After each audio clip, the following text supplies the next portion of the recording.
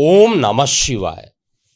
मैं हूं astrologer KM. Sinha और मैं अपने इस यूट्यूब चैनल पर आप सभी का हार्दिक स्वागत करता हूं। देखिए, शनिदेव ऑलरेडी अस्त हो चुके हैं। वीडियो थोड़ा विलंब से बना रहा हूं।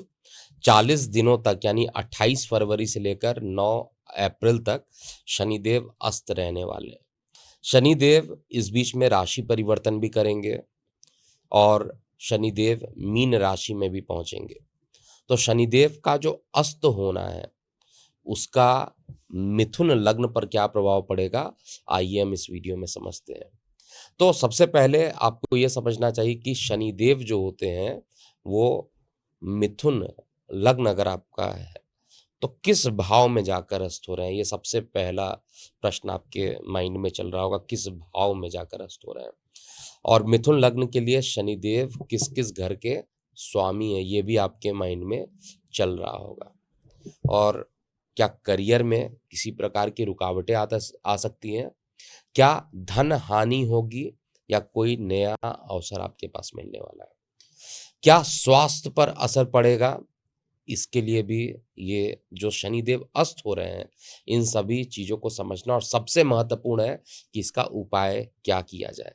तो वीडियो को अंत तक ज़रूर देखिएगा और जो लोग चैनल सब्सक्राइब नहीं किए हैं, वो चैनल ज़रूर सब्सक्राइब कर लीजिए। तो सबसे पहले हम लोग बात करेंगे कि शनिदेव जो हैं वो अस्त हो रहे हैं। शनिदेव को कहा जाता है साक्षात न्याय के देवता। अब वो खुद ही अस्त हो रहे हैं। ऐसा नहीं कि पहली बार हो रहे हैं, हर साल सूर्य से जब इनकी अंशात्मक दूरी 13 अंश के आसपास होती है, तो ये लगभग अस्त हो जाते हैं। सभी ग्रहों के लिए अलग-अलग डिग्रीज़ दिए हुए हैं और कई बार जब इन दोनों की डिग्री बराबर हो जाती है, तो युद्ध स्टार्ट हो जाता है इनके बीच में। और कई बार जो ग्रह होते हैं, वो डीपली कंबस्ट भी हो जाते हैं। तो निश्चित रूप से जैसे-जैसे सूर्य आगे बढ़ेंगे और शनि की डिग्री कम होती जाएगी, शनि और सूर्य के बीच का जो अंशात्मक डिग्री है वो कम होती रहेगी, इसका प्रभाव आपको उतना ही ज़्यादा देखने को मिलेगा। तो शनि किस घर में अस्त हो रहे हैं ये महत्वपूर्ण है, सबसे पहला चीज़ है।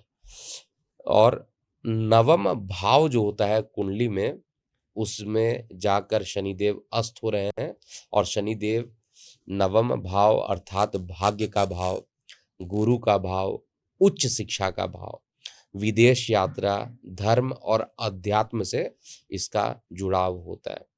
जब कोई ग्रह अस्त होता है तो उसकी ऊर्जा कम हो जाती है, जिससे जो भी क्षेत्र के मालिक होते हैं उनका जो प्रभाव होता है कम हो जाएगा। शनि मिथुन लग्न के लिए एक तो अष्टम के मालिक बन जाते हैं और एक नवम भाव के मालिक बन जाते हैं। अब अष्टम भाव जो होता है वो आयु का, मृत्यु का, रहस्यों का, अचानक परिवर्तन का, ये कह सकते हैं और अकल्ट साइंसेस का भी होता है। अष्टम भाव गुप्त ज्ञान यानी अकल्ट साइंस, अचानक लाभ हानि और रिसर्च से भी इनका संबंध होता है।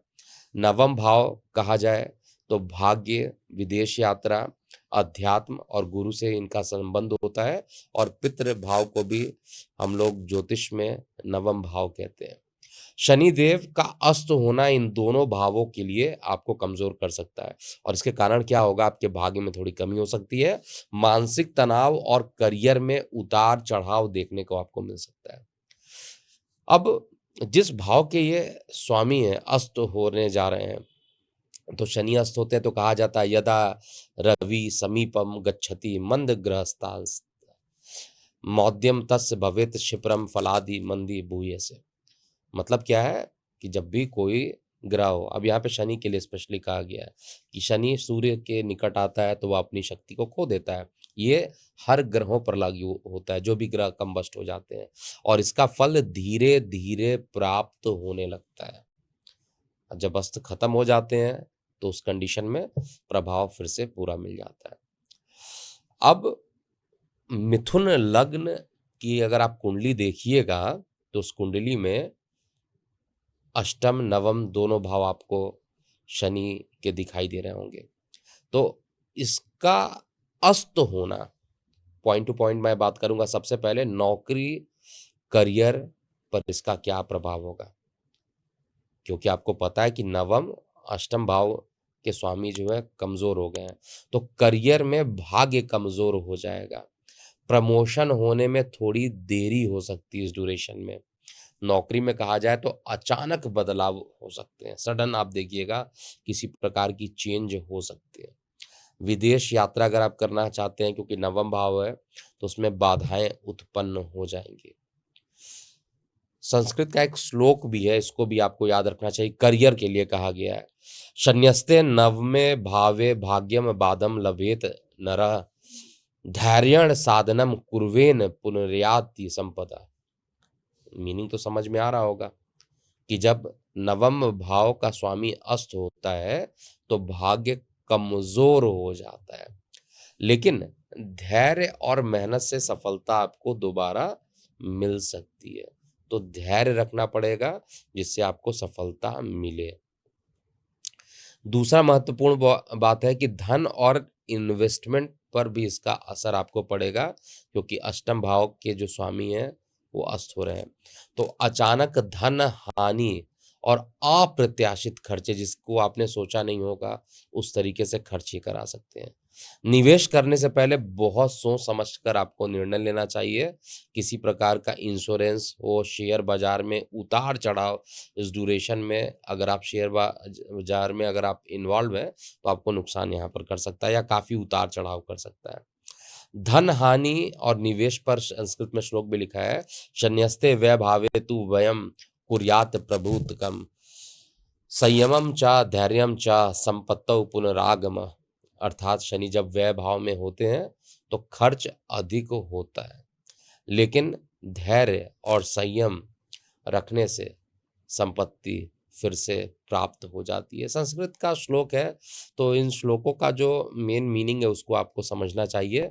और महत्वपूर्ण बात है स्वास्थ्य पर अब आपका क्या प्रभाव होगा। तो इस ड्यूरेशन में थोड़ी-सी थकावट आप महसूस कर सकते हैं, कमज़ोरी हो सकती है, मानसिक तनाव हो सकता है, पेट और हड्डियों और जोड़ों से जुड़ी हुई जो समस्याएँ हैं, वो थोड़ी-सी जटिल हो सकती है। अनिद्रा हो सकती है, चिंता आपको करने को, क्योंकि अष्टम भाव सही होता है तो नींद भी अच्छी आती है, अष्टम भाव अगर दूषित होगा तो परेशानी होगी। संस्कृत में जो श्लोक लिखा हुआ है, शनि दोषर्ष जायते रोगा, अस्थि संदान वेदना, शिव आराधन माचरेत, रोग नाशो भविष्यति। अर्थात शनि के दोष से हड्डियों में दर्द और रोग उत्पन्न होता है, लेकिन भगवान शिव जी की जो पूजा करेंगे उनसे ये दोष जो है समाप्त हो जाएगा।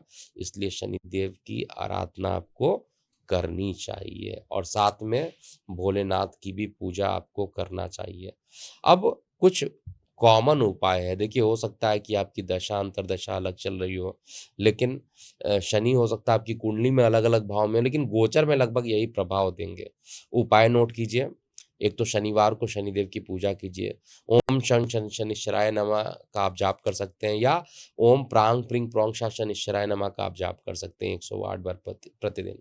काले तिल और सरसों का अगर आप दान करते हैं तो बहुत ही अच्छा रहेगा। हनुमान चालीसा का पाठ करना इस समय बहुत ही उत्तम रहेगा। शनिवार के दिन जो गरीब हैं उनको भोजन कराइए।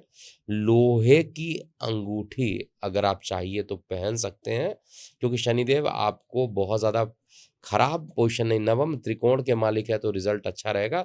मैं तो बेटर यही कहूँगा कि आप जल्दी से जल्दी शनिदेव की जो है अगर बीज मंत्र करते हैं ओम प्रांग प्रिंग प्रोंग शा शनिश्चराय नमः, तो आपके लिए अच्छा रहेगा। शनि के उपाय के लिए भी संस्कृत में श्लोक लिखा गया है, शनिवारे प्रदत्तम दानम सर्व पाप विनाश्यते हनुमत्सेवम कुर्यात दुखम तत्क्षणाधिपति। अर्थात शनिवार को दान करने से सभी प्रकार के पाप जो है नष्ट हो जाते हैं, और हनुमान जी की सेवा से सभी दुख दूर हो जाते हैं।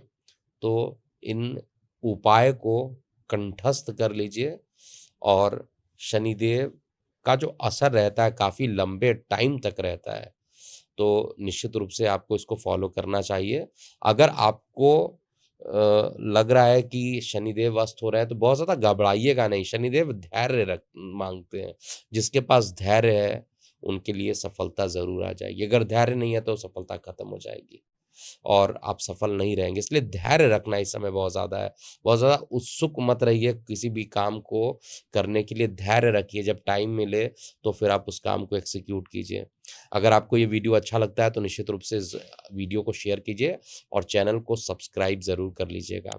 और कमेंट सेक्शन में अपनी प्रतिक्रियाएँ ज़रूर लिखिएगा, जिससे कि मैं आपको आपके जो क्वेश्चन होंगे कमेंट सेक्शन में उस पर पर्सनली रिप्लाई कर सकूँ। तो अभी के लिए इतना ही। मैं हूँ एस्ट्रोलजर के एम सिन्हा। ओम नमः शिवाय।